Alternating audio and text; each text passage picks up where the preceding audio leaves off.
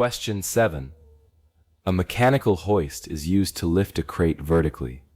The crate has a weight, W, and the hoist has a useful power output, P. The crate is raised at a constant speed, V. What is the time taken for the hoist to lift the crate through a height, H?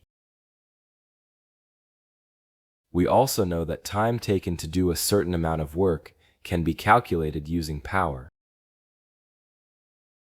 Now, let us work through the solution step by step. First, recall the relationship between work, power, and time. Time equals work divided by power.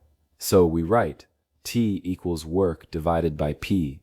Next, we determine the amount of work done in this situation. The crate is lifted vertically through a height H against its weight W. So the work done is work equals W multiplied by H.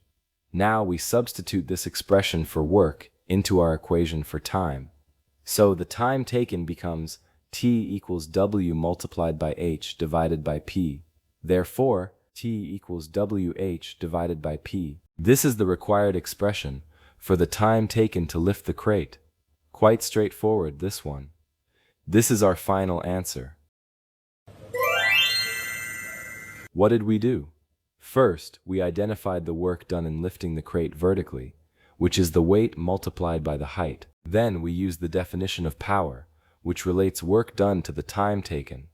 By substituting the expression for work into the power relationship, we obtained an expression for the time required.